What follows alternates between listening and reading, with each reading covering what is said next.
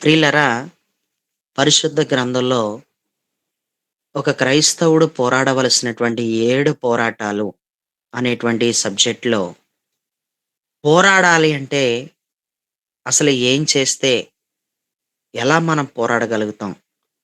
అసలు పోరాడాలంటే మనం ఏం చేయాలి? అని చెప్పుకున్నాం మనం. యేసుక్రీస్తు ఆత్మ మనలో సమృద్ధిగా లేకుండా మనం పోరాటములు చేయలేం. మనం గట్టిగా పోరాడలేం. యేసుక్రీస్తు ఆత్మ మనలో సమృద్ధిగా ఉండాలి అని మనం నేర్చుకున్నాం. యేసుక్రీస్తు ఆత్మే గనక మనలో సమృద్ధిగా ఉంటే, మనం 7 పోరాటాల గుండా నడిచి, ఆ 7 పోరాటాలలో గట్టిగా ప్రయత్నం చేసి, మనం జయాన్ని పొందుకుంటాం. ఆ 7 పోరాటాల గుండా నడిచి జయాన్ని పొందాలంటే, యేసుక్రీస్తు ఆత్మ తప్పకుండా మనలో సమృద్ధిగా ఉండాలి అని మనం మొదటి నుంచి కూడా నేర్చుకుంటున్నాం. ఇలా నేర్చుకుంటూ 6వ పోరాటం దగ్గరికొచ్చాం. 6వ పోరాటంలో చాలా విషయాలు మనం నేర్చుకున్నాం. ఆకాశ మండలమందున దురాత్మలతో పోరాడాలంటూ 6వ పోరాటం గురించి మనం ఎంతగానో స్పష్టంగా ధ్యానం చేస్తున్నాం. ఈ 6వ పోరాటం మామూలు పోరాటం కాదిది. దెయ్యాలతోనే పోరాటం. దురాత్మలతోనే పోరాటం. దురాత్మల పోరాటం మన జీవితంలో మనం కరెక్ట్‌గా భక్తి జీవితంలో ఎదుగుతున్నప్పుడు ఖచ్చితంగా దురాత్మల పోరాటం చాలా బిగ్గరగా మన పైన ప్రభావితం చేస్తుంది. ఎవరి మీద పడితే వాళ్ళ మీద దురాత్మ ప్రభావం ఏలుబడి చేయదు. ఎవరితో పడితే వాళ్ళతో దురాత్మ క్రియలు పోరాడవు. ఆత్మీయంగా ఎవరైతే ఎదుగుతున్నారో, ఎవరైతే భక్తి జీవితంలో బలంగా కట్టబడుతున్నారో, వాళ్ళ జీవితంలో మాత్రం అపవాది క్రియలు తరచుగా పనిచేస్తున్నట్టు మనం చూస్తాం. వాళ్ళ జీవితంలో అపవాది ఎంతో నష్టాన్ని తీసుకొచ్చి పెట్టాలని, ఎంతో కష్టాన్ని తీసుకొచ్చి పెట్టాలని, వారు దారి తప్పిపోవాలని, దేవుడు మార్గాన్ని విడిచిపెట్టాలని ఎన్నో రకాలుగా వాడి ప్రయత్నాలలో వాడు ఎప్పటికీ ఉన్నాడు. వాడి ప్రయత్నాలు వాడు ఎప్పుడూ చేసుకుంటున్నాడు. అయితే మరి ఈ ఆకాశ మండలమందున దురాత్మలతో మనం ఎలా పోరాడగలుగుతాం? అంటే సర్వాంగ కవచమును ధరించుకోవాలని చెప్పాను. సర్వాంగ కవచం అనగా క్రీస్తు గుణలక్షణాలకు సాదృశ్యం. స్వయంగా మన క్రీస్తుకే సాదృశ్యం. యేసయ్య ఎవనిలో అయితే ఉండడో, యేసయ్య ఎవనిలో అయితే ఉండడో వారు దురాత్మలతో పోరాడలేరు. యేసయ్య ఎవనిలో అయితే ఉంటాడో వాళ్ళ మాత్రమే గట్టిగా పోరాడగలుగుతారు. యేసయ్యని ధరించుకోవాలి. యేసయ్య గుణలక్షణాలను ధరించుకోవాలి అంటూ మనం చెప్పుకున్నాం. నేను ఎందుకు ఇలా మరలా చెప్పుకుంటూ అలా మొదలుపెడతానంటే, చెప్పే వర్తమానం ఖచ్చితంగా గుర్తుండిపోవాలి. ఏం చెప్పానో అది మీకు గుర్తుండిపోవాలి కాబట్టి, నేనెక్కడి నుంచి ఎక్కడి దాకా వచ్చి చెప్పానో, అలా పైపైన నేను ఎక్స్‌ప్లెయిన్ చేసి ముందుకెళ్తే గనక, మీకు తప్పకుండా వర్తమానం అర్థమవుతుంది అన్న ఉద్దేశంతో తప్ప మరేదీ కాదు. ప్రియులారా, క్రీస్తు యేసు గుణలక్షణాలలో మనం శ్రమపడే గుణలక్షణం కూడా మనం చూస్తాం. క్రీస్తు యేసు గుణలక్షణాలలో శ్రమపడే గుణలక్షణం క్రీస్తుది. ఆయన శ్రమ పడతన్నాడు. ఆయన శ్రమలు పడ్డాడు. మన విషయంలో నేటికి మన విషయంలో ఆయన్ని మనం ఎంతో శ్రమ పెడుతున్నాం. అన్నీ తెలిసుండి కూడా మనం ఆయనను గాయం చేస్తున్నాం. మనం తెలుసో తెలియకో అజ్ఞానంలో ఉన్నప్పుడు ఆయన మన విషయంలో ఎంతో శ్రమ పడ్డాడు. మన మీదకి రావాల్సిన శిక్ష అంతా కూడా న్యాయంగా ఆయన తన మీద వేసేసుకొని, ఆయన తన శరీరమందు శ్రమ పడ్డాడు. శ్రమ పడే మనస్సు క్రీస్తు మనస్సు. ఎవరైతే శ్రమ పడేవారుగా ఉంటారో క్రీస్తు యేసు కోసం, క్రీస్తు యేసు కోసం ఎవరైతే శ్రమ పడతారో వారు సర్వాంగ కవచమును ధరించుకున్నట్టే.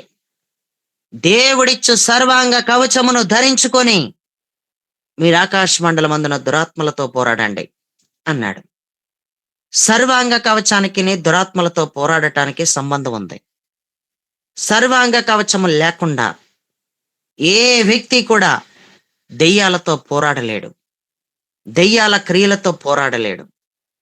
ఈరోజు మనలో ప్రతి ఒక్కరి జీవితంలో ఏదో ఒక డిస్టర్బెన్స్ ఆత్మ. మన వ్యాపారంలో ఏదో ఒక దురాత్మ క్రియలు. మన కుటుంబంలో ఏదో ఒక దురాత్మ క్రియలు. భార్యలో ఏదో ఒక దురాత్మ క్రియ. భర్తలో ఏదో ఒక దురాత్మ క్రియ. పిల్లల్ని కూడా ఏలుబడి చేస్తున్న కొన్ని పిల్ల దెయ్యాలు పిల్లల్ని ఏలుబడి చేస్తాయి. మనశ్శాంతి లేకుండా చేసేస్తాయి. పిల్లల్ని దాడి చేస్తాయి. పిల్లల్ని ఏలుబడి చేస్తాయి. అలాంటి పరిస్థితులలో తొందరపడిపోయి, భయపడిపోయి అక్కడికిక్కడికే పరుగులు పెట్టేసి, ప్రార్థనను కోల్పోయి, ప్రార్థన చేయాలన్న మనసు లేని దానిగా మారిపోయి, ప్రార్థన చేసుకోవాలన్న మనసు లేని వాడిగా మారిపోయి, డిస్టర్బ్ అయిపోతుంటావు. దురాత్మ తంత్రాల్ని నువ్వొకవేళ ఎరిగినప్పటికీ కూడా డిస్టర్బ్ అయిపోతుంటావు. దురాత్మ తంత్రములు ఎరిగిన దానివి, ఇవి దురాత్మ తంత్రాలని నీకు తెలిసినప్పటికీ భయపడుతున్నావు, తొందరపడుతున్నావు. కారణం ఎందుకు నువ్వు పోరాడలేకపోతున్నావు? నీ పిల్లల మీద పనిచేస్తుంది దురాత్మ క్రియలే. అవి నీకు తెలుసు. విన్న వాక్యాన్ని బట్టి ఇప్పుడు నీకు అర్థమవుతుంది. కానీ పోరాడగలుగుతావా అంటే పోరాడలేకపోతున్నావు.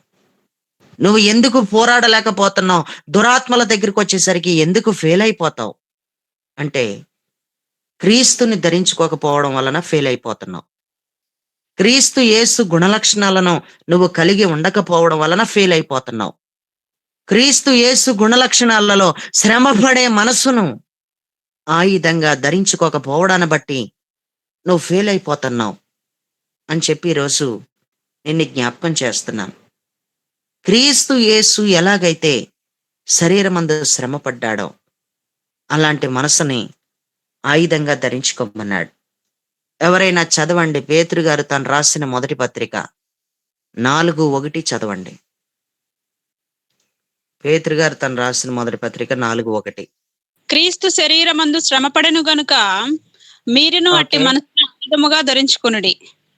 ఆ, శరీర ఇంకా విషయం శరీర విషయంలో శ్రమపడిన వారు శరీరమందు జీవించు మిగిలిన కాలము ఇక మీదట మనుజాశలను అనుసరించి నడుచుకొనక దేవుని ఇష్టానుసారముగానే నడుచుకొనున్నట్లు పాపముతో జోలియక నేమియు లేక ఉండుము.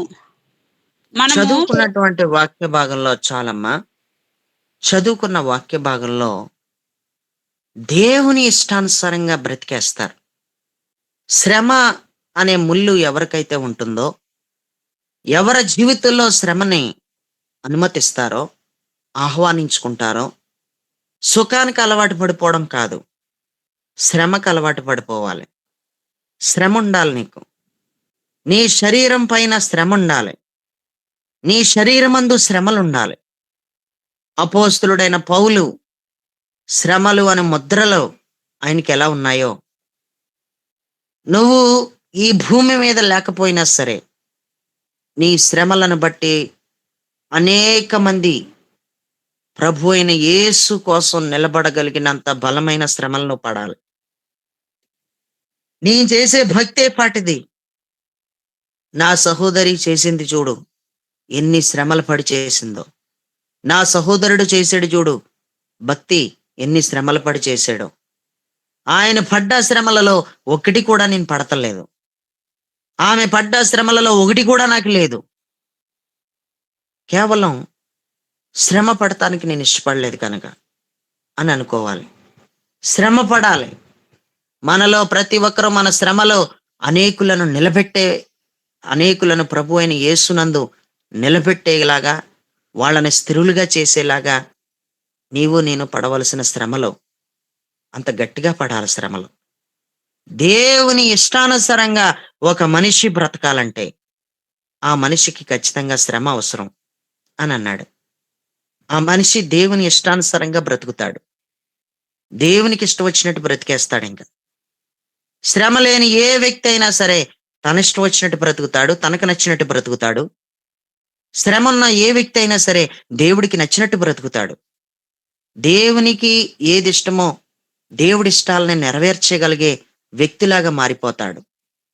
దేవుని ఇష్టాలను నెరవేర్చే ఒక తీరువు ఆ వ్యక్తిలోకి వచ్చేస్తది. ఏ వ్యక్తిలోకంటే శ్రమ పడే వ్యక్తిలోకి. అందుకే సర్వాంగ కవచం అంటే ఏదో కాదు. క్రీస్తు యేసు గుణలక్షణాలలో ఉన్న శ్రమపడే మనసే సర్వాంగ కవచం. ఈ సర్వాంగ కవచం ఎవరిలో అయితే ఉంటుందో అపవాది పరి అపవాది పారిపోతాడు. అపవాది ఓడిపోతాడు. నీ పైన జయం పొందలేడు. కానీ నీకు క్రీస్తు యేసు యొక్క మనస్సు నీకుందా? క్రీస్తు శరీరమందు శ్రమపడిన మనస్సుని ఆయుధంగా ధరించుకున్నావా? ఇంకా మనిషికుండే ఆశలు ఇంకా పోలేదు అంటే, ఇంకా ఇంకా ఏవో కోరికలు ఇంకా పోలేదు అంటే, శరీరమందు ఏమి లేదని అర్థమవుతుందంటే, శ్రమ లేదు అని అర్థమవుతుంది. అసలు శ్రమపడే వాళ్ళు లేరు. సుకుమారిపోయారు భక్తి. భక్తి విషయంలో ఏమైపోయారంటే సుకుమారిపోయారు. ఒక అమ్మాయిని నేను చూశాను. వాళ్ళ ఇంటికెళ్ళినప్పుడు కాళ్ళు ఆరసాపుకొని ప్రార్థన చేసుకుంటది మంచం మీద. మెత్తటి పరుపు మీద కూర్చొని కాళ్ళు ఆరసాపుకొని ప్రార్థన చేసుకుంటుంది. ఇదేటమ్మా అంటే, కాళ్ళు లాగేస్తున్నాయండి. కాళ్ళు చాపుకొని చేసుకుంటున్నాను ప్రార్థన అంది. ప్రార్థన ఎక్కడ చేస్తుంది తెలుసా? పరుపు మీద కూర్చొని, మెత్తటి పరుపు మీద. మరి కింద కూర్చుంటే గుచ్చిపోద్ది కదా! అమ్మా కింద కూర్చుంటే గుచ్చుకుపోద్ది. అందుకే పరుపు మీద కూర్చొని, కాళ్ళు చాపుకొని చక్కగా ప్రార్థన చేస్తుంది. మామూలుగా లేదు ఇంక ప్రార్థన. దేవుడికి స్తోత్రం. ఆ పరుపు మీద కూర్చొని ప్రార్థన చేస్తుంది గానీ, నాకు అర్థమైపోతది కదా మనకి. ఎవరు ఎలా చేస్తున్నారో మనకు తెలియకుండా ఏది ఉండదు కదా! పెదవులతో చేసేస్తుంది ఎక్కువ. దేనితో చేసేస్తుంది? పెదవులతో చేసేస్తుంది. లోపల నుంచి రావట్లేదు ప్రార్థన. మనస్ఫూర్తిగా రావట్లేదు ప్రార్థన. నేను ఆమెను గమనించడమే కాదు, మీలో ఎంతమంది పెదవులతో చేస్తున్నారో నాకు తెలుసు. కానీ నేను చెప్పను, బాధపడతారు. నేను చెప్పను. నువ్వు మనస్ఫూర్తిగా లోపల నుంచి వచ్చే ప్రార్థనో, నీది పెదవులు వస్తున్న ప్రార్థనో నాకు బాగా తెలుసు. దేవుడిచ్చిన వరాలు అలాంటివి. ఆత్మల వివేచనతో ఖచ్చితంగా నేను గమనిస్తాను నువ్వు చేసే ప్రార్థన ఏంటో. అసలు నీ మీద పని చేస్తుంది దేవుడు నడిపింపో కాదో కూడా గమనించగలిగే వరాలు మనకున్నాయి. ఈరోజు ఎందుకో తెలుసా? లోపల నుంచి ప్రార్థన రాకపోవడానికి కారణం ఏంటో తెలుసా? నీ శరీరమందు శ్రమ లేకపోవడమే కారణం. నీ శరీరమందు శ్రమ లేకపోవడాన్ని బట్టి సరిగ్గా ప్రార్థన చేయలేకపోతున్నావు. మనస్ఫూర్తిగా ప్రార్థన చేయలేకపోతున్నావు. నువ్వే గనక మనస్ఫూర్తిగా నిజంగా లోపల నుంచి వచ్చే ప్రార్థన అయితే నీ ముఖంలో ఖచ్చితంగా ఆనందం కనపడుతుంది. నీకంటూ ఒక తృప్తి కనపడుతుంది. నీలో సంతృప్తి కలిగిన జీవితం కనపడుతుంది. ప్రార్థన చేసుకునే ఏ వ్యక్తి ముఖమైనా చాలా బాగుంటది. ప్రార్థన చేసుకునే ఏ వ్యక్తి నోటంట ఏ వ్యక్తి నవ్వుతున్నా సరే ఆ నవ్వు బాగుంటది. నీ నవ్వు బాగోదో, నీ మొహమో బాగోదో, నువ్వు అసలే బాగోవు. నువ్వెంత నల్లగా ఉన్నా సరే నువ్వు నవ్వుతే బాగుంటావు. నువ్వెంత నల్లగా ఉన్నదానివైనా సరే నీ ఫేస్కి అందం వచ్చేస్తుంది. నువ్వు సరైన రీతిలో సరిగ్గా గనక నువ్వు మొరపెట్టగలిగితే, నీ ప్రార్థన లోపల నుంచే గనక రాగలిగేదైతే, పెదవుల దాటి వస్తుంది కానీ లోపల నుంచి రావట్లేదు. లోపల నుంచి ఎప్పుడు ప్రార్థన చేయగలుగుతావు నువ్వు అంటే, నీ శరీరం అంద ముళ్ళు లేకుండా పని అవదు. నువ్వు సుకుమారిపోతే నువ్వేం చేస్తావు? సుకుమారిపోయావు నువ్వు. కుర్చీల మీద కూర్చుని ప్రార్థన అయిపోయింది, అలవాటు అయిపోయింది. పరుపు మీద మోకాళ్ళు వేస్తున్నారు, కింద మోకాళ్ళు గుచ్చుకుపోతాయని పరుపు మీద వేసేస్తున్నారు మోకాళ్ళు. మెత్తడి పరుపు మీద మోకరించేసి చేసేస్తున్నారు ప్రార్థన. సరే మెత్తడి పరుపు మీద నువ్వు మోకరించి ప్రార్థన చేస్తున్నావు. నేనేం దానికేం తప్పనను కానీ చేస్తే చేసావు. కానీ మనస్ఫూర్తిగా వచ్చిందా ప్రార్థన? నిజంగానే చేసావా? నువ్వు చేసిన ప్రార్థన మీద నీకేమన్నా ఒక నిశ్చయిత ఉందా? అది దేవుడి దాకా చేరింది అని. నువ్వు చేసిన ప్రార్థన పట్ల నీకు ఏమైనా సంతృప్తిగా అనిపిచ్చిందా? అదే కలవరం, అదే విచారం, అదే దుఃఖం, మొఖంలో అదే వేదన. అదే వేదన కనపడుతుంది. అన్నిటికంటే ముఖ్యంగా అదే ఏడుపు గొట్టు మొఖం. ఏడుపు గొట్టు మొఖం ఏమన్నా ఏడుపు తగ్గిందా? అదే ఏడుపు గొట్టు మొఖం. అదే ఏడుపు గొట్టు మొఖంతో ఉన్నావు. అలాగే ఉన్నావు. కానీ చేశాను అన్న పేరుకి మట్టికి చేసావు. చేశాను అన్న పేరు మట్టుకు మాత్రమే చేసావు. నువ్వు సరిగ్గా ప్రార్థన ఎందుకు చేయలేదో నేను చెప్తాను. నువ్వు జాగ్రత్తగా విను. నీకు సరిగ్గా ప్రార్థన ఎందుకు రావట్లేదో కూడా నేను చెప్తాను. జాగ్రత్తగా విను. శ్రమ లేకపోవడం వల్లే నువ్వు సరిగ్గా నీకు ప్రార్థన రావట్లేదు. సరిగ్గా మొరపెట్టలేకపోతున్నావు. కారణం ఏంటంటే కారణం ఏంటంటే ప్రియులరా, శ్రమ లేకపోవడమే కారణం. శ్రమ పడే మనసు నీకు లేకపోవడమే కారణం. ఒక గంట కరెంటు పోతే చాలు, ఉడుకొచ్చేస్తుంది, వేడొచ్చేస్తుంది, ఉండలేకపోతున్నాం అని బయటకు వచ్చేస్తున్నాం. చెమటలు పట్టనివ్వు అసలు. చెమటలు పట్టనివ్వు. సుఖమారిపోయావు నువ్వు ఏసీల కింద కూర్చొని. అమ్మా, సుఖమారిపోయావు. అమ్మగారులు అందరూ కూడా సుఖమారిపోయారు ఏసీల కింద కూర్చొని. అయ్యగారులు అందరూ సుఖమారిపోయారు ఏసీల కింద కూర్చొని. సుఖమారిపోయావు నువ్వు. నువ్వేం ప్రార్థన చేస్తావు? నీకు శ్రమ ఏమీ లేదు. నీకు శ్రమ లేనంత వరకు నువ్వు దేవుడికి అనుకూలంగా మారవు. నువ్వు శ్రమలతోనే దేవుడు నిన్ను సరిచెయ్యాలి. ఖచ్చితంగా శ్రమలతోనే నిన్ను సరిచేస్తాడు. ఈ రోజు నీకు నాకు శ్రమ లేకపోతే చాలా కష్టం. దేవుడా నాకు సుఖం కావాలి, దేవుడా నాకు సుఖం కావాలి, నా జీవితానికి సుఖం కావాలి, నాకు సుఖం కావాలి అనే ప్రార్థన చేసావు గాని, దేవుడా నీ చిత్తానుసారంగా నాకు శ్రమలు కావాలి, నువ్వు అనుమతిస్తే నేను వాటిని భరిస్తాను, ఓర్చుకునే శక్తి కూడా నాకు ఇవ్వి అని ఏ రోజైనా అడిగావా? ఏ రోజైనా అడిగావా నువ్వు? నేటికి నేను శ్రమలే అడుగుతాను. నేను సుఖాన్ని ఏం కోరుకోవట్లేదు. నేటికి నేను శ్రమలు అడుగుతున్నాను. శ్రమ అనే ముళ్ళు లేనంత వరకు సరిగ్గా మొరపెట్టలేవు. శ్రమ అనే ముళ్ళు లేనంత వరకు నీ లోపల నుంచి ప్రార్థన రాదు. పెదవులతోనే చేస్తావు. చేస్తున్నావు ఎందుకు? గూగుల్ మీట్లో చేస్తున్నావు. ఎప్పటి నుంచో చేస్తున్నావు ఎందుకు? కానీ సరిగ్గా లేదు నీ ప్రార్థన. పెదవులతో చేస్తున్నావు. నీ ప్రార్థన పెదవులతో పెదవులు దాటి మాత్రమే వస్తుంది. హృదయాంతరంగంలోంచి బయటకు రావట్లేదు. ఇందాక ఎంతమంది ప్రార్థన చేశారో నేను బాగా గమనిస్తాను. పెదవులతో చేశారు చాలా మంది.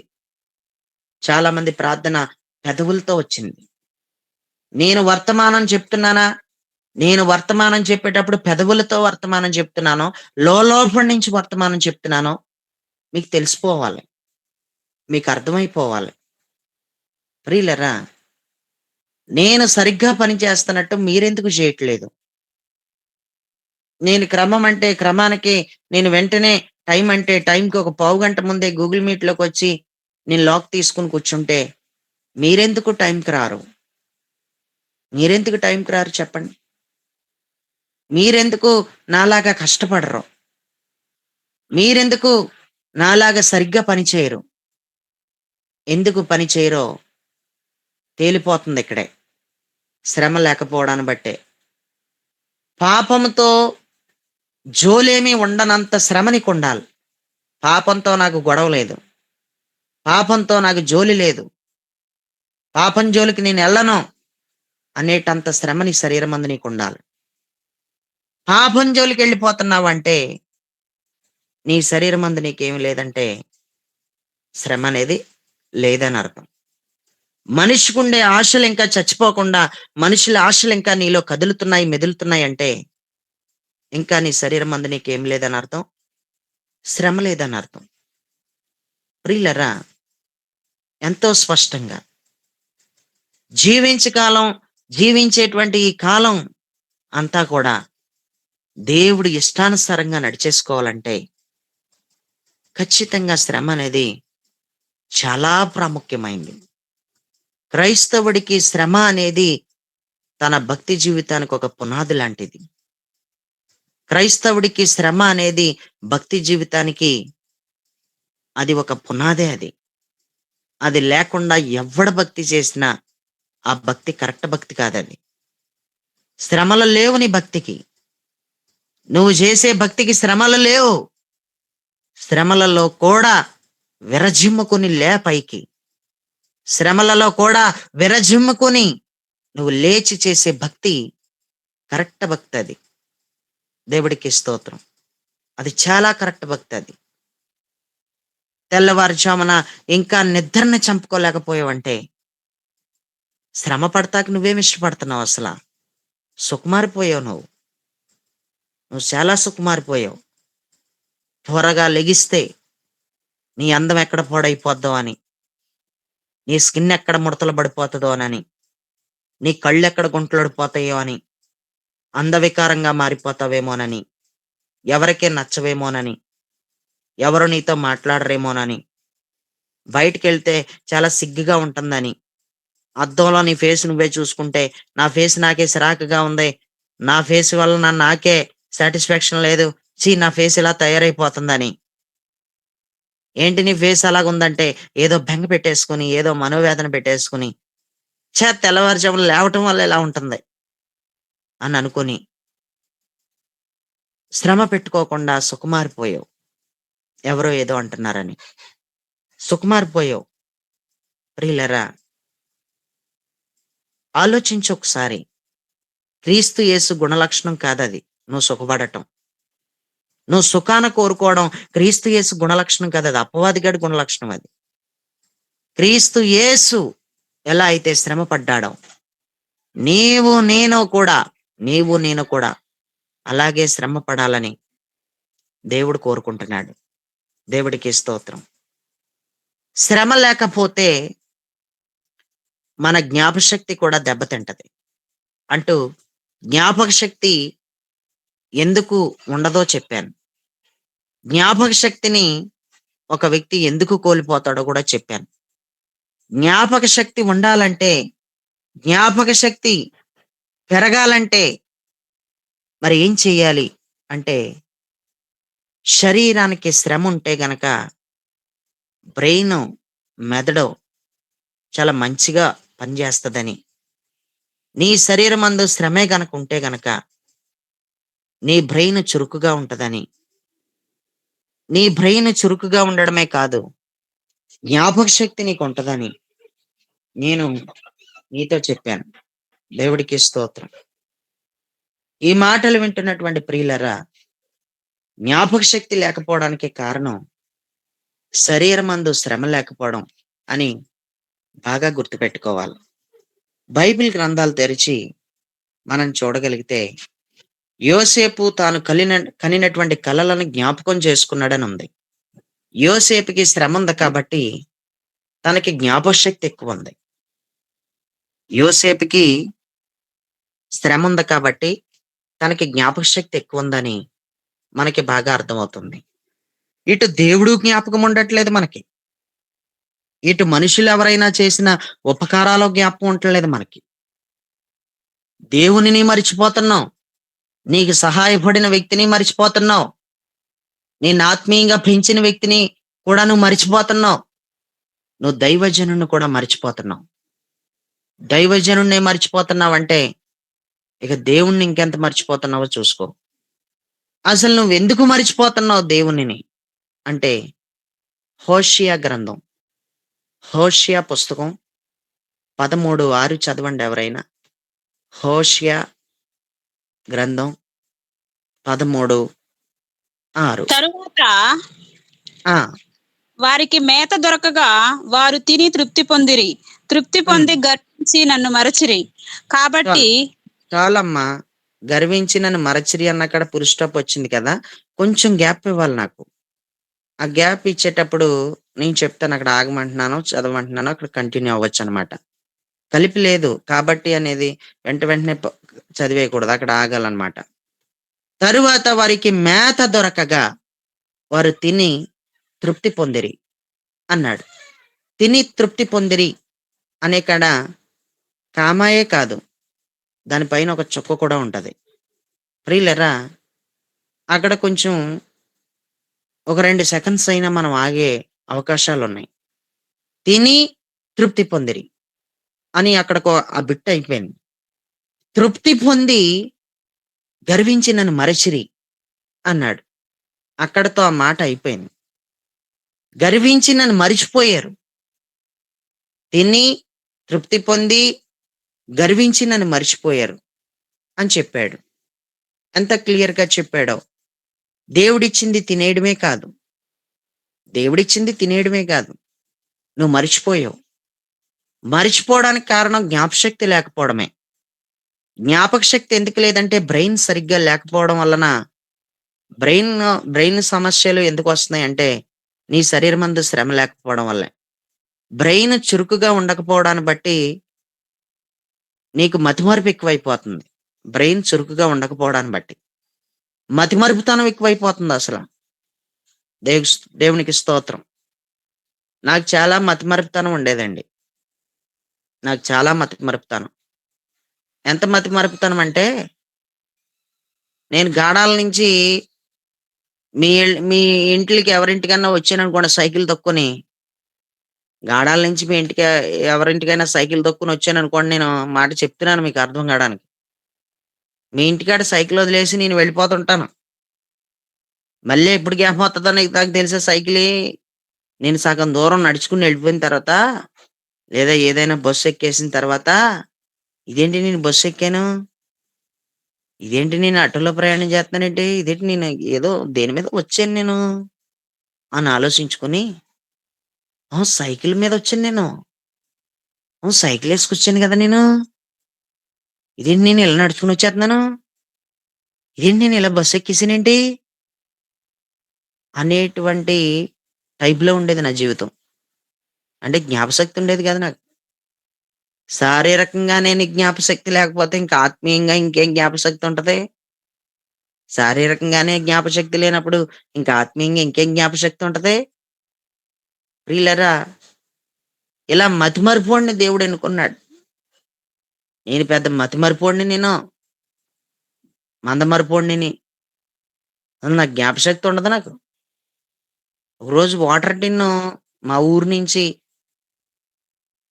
మా ఊరికి ఒక ర సిటీ అంటే రాజమండ్రిని ఏరియా నుంచి లోపలికి వెళ్తే మేము ఇంకా ఓ 10 కిలోమీటర్లు, 15 కిలోమీటర్లు లోపలికి వెళ్తే అక్కడ మాదొక పల్లెటూరు వస్తదనమాట గాడాల. అక్కడ నుంచి వాటర్‌కి రాజమండ్రికొచ్చి మంచినీళ్ళు తీసుకెళ్ళేవాళ్ళం ఇదివరకు. మంచినీళ్ళు తాగడానికి మంచినీళ్ళు తెచ్చుకునేవాళ్ళం. రాజమండ్రి నుంచి తెచ్చుకునేవాళ్ళం. ఎందుకంటే ట్యాప్ వాటర్ తాగలేక. ఒకరోజు ఆటోలో వెనకాల వాటర్ టిన్ పెట్టేసి నేను కూర్చొని ప్రయాణం చేసిన తర్వాత నేను దిగే ప్లేసొచ్చిన తర్వాత వాటర్ టిన్ మర్చిపోయిన పరిస్థితులు ఎన్నో కనపడుతున్నాయి ఎన్నో సార్లు. ప్రియులారా, జ్ఞాపకశక్తి లేదు నాకసల. ఇలా జ్ఞాపకశక్తి లేని మతిమరుపోడిని దేవుడు ఎన్నుకొని ఎంతో జ్ఞాపకశక్తిని పెట్టాడు. చాలా జ్ఞాపకశక్తిని పెట్టాడు. దేవుడికే స్తోత్రం. నాకు చాలా జ్ఞాపకం నాకు. ఎక్కువ శాతం నాకు జ్ఞాపకశక్తి ఎక్కువే దేవుడు నాకిస్తాడు. దేవుడికి స్తోత్రం. జ్ఞాపకశక్తిని దేవుడిచ్చినందుకు నాకు దేవుడికి కృతజ్ఞతలు చెప్తున్నాను. నేను ఏ సమయంలో ఎప్పుడు వాక్యం చెప్పానో కూడా నేను మిమ్మల్ని అడిగితే మీరు చెప్పలేరు గానీ, నేను మరలా దాన్ని వివరించుకుంటూ వచ్చి, నేను మీకు తిరిగి మరలా చెప్పగలిగేటంత జ్ఞాపకశక్తి నాకిచ్చాడు. దేవుడికే ఇది మహిమ కలుగును గాక. దేవుడంత జ్ఞాపకశక్తిని నాకిచ్చినోడు నీకెందుకు జ్ఞాపకశక్తినివ్వడు? నీకు జ్ఞాపక శక్తి లేకపోవడానికి కారణం నీ బ్రెయిన్ చురుకుగా ఉండకపోవడమే కారణం. నీ బ్రెయిన్ చురుకుగా ఎప్పుడైతే ఉండదో అది ఉండకపోవడానికి కారణం ఏంటంటే అలాగా చురుకుగా నీ శరీరమందు శ్రమ లేకపోవడమే కారణం. దేవునిని మర్చిపోతున్నావు. మనుషుల్ని మర్చిపోతున్నావు. ప్రియులరా, జ్ఞాపకశక్తి లేని వాళ్ళందరికీ కూడా జ్ఞాపక శక్తి వచ్చే విధంగా నీకంత శరీరమందు శ్రమ ఉండేటంత బ్రెయిన్ అంత బలంగా చురుకుగా ఉండాలన్నమాట. నీ బ్రెయిన్ అంత చురుకుగా ఉండాలి. నీ శరీరమందు అంత శ్రమ ఉండాలి. ఒక వ్యక్తికి తమ పాపాల జ్ఞాపకం రావాలి. ఒక వ్యక్తికి తన దర్శనం జ్ఞాపకం రావాలి నేను చూస్తే అవతల వ్యక్తికి తన దర్శనం ఏంటో తనకి జ్ఞాపకం రావాలి. తన తీరువేటో, తన బ్రతికేటో తనకి జ్ఞాపకం రావాలి. అలాంటి జ్ఞాపశక్తి నీకుండాలి. అలాంటి శ్రమ నీకుండాలి. అలాంటి చురుకుదనం నీ బ్రెయిన్‌కుండాలి. అలాంటి చురుకుదనం నీ మెదడుకుండాలి. బైబిల్ తీసి చదవండి. మొదటి రాజులు 17:18. మొదటి రాజులు 17:18. అధ్యాయం ఏంటండి? ఆమె మొదటి ఏలియాతో రాజులు 17:18. ఆమె చదవండి బ్రదర్. ఏలియాతో, దైవజనుడా, ఆ! నా యొద్దకు నీవు రా నిమిత్తమేమి? ఆ! నా పాపమును నాకు జ్ఞాపకము చేసి నా ఆ! కుమారుని చంపుటకై నా యొద్దకు హ్మ్. వచ్చితివా అని మనవి చేయగా, చాలు. అతడు చాలన్నా. ఆమె ఏలీయాతో, దైవజనుడా, నా యొద్దకు నువ్వు రా నిమిత్తమేమి? నా పాపమును నాకు జ్ఞాపకం చేసేసావు. నా కుమారుని చంపుటకై నా యొద్దకు వచ్చితివా అని మనవి చేయగా, ఏలియాని చూసేటప్పటికి ఈమెకి తన పాపమేటో తనకి జ్ఞాపకం వచ్చేసింది. ఈమె ఒక విధవరాలు.